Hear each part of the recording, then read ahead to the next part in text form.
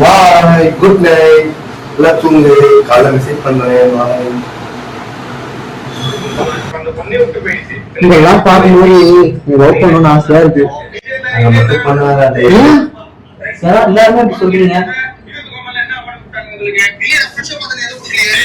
அது ஒண்ணும் இல்லடா.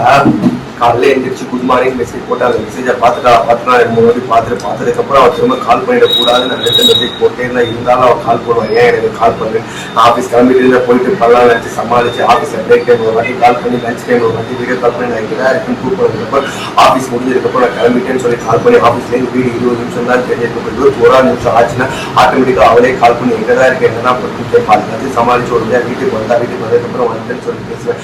என்கிட்ட பேசுங்க என்ன பேசு ஏது பேசுன்னு தெரியாமல் 2 மணி நேரம் 3 மணி நேரம் அவள்கிட்ட பேசி அவாயிலேயே நான் தூங்க போறேன்னு சொல்லி வச்சு தூங்க வச்சதுக்கப்புறம் தூங்காம வாட்ஸ்அப்ல ஆன்லைன்ல இருக்கேன், இத்தனை ஆன்லைன் இருக்கான்னு செக் பண்ணி ஒருவேளை நான் ஆன்லைன் போயிட்டேன்னா ஏன் தூங்க வச்சு இந்த வேலை தான் பண்றியா அதெல்லாம் கேட்டு அதெல்லாம் சமாளிச்சு நான் எது தெரியுமா பெரிய கடவுள். இங்க பாதி பசங்க கடவுளா தான் இருக்கு. ஆன்லைன் வரக்கூடாதா? ஏடா போனேன் இது ஸ்டேட்டஸ் வச்சிருந்தாரு, எனக்கு அனுப்பிச்சுட்டுக்கலான்னு உள்ள போனேன். வச்சுட்டு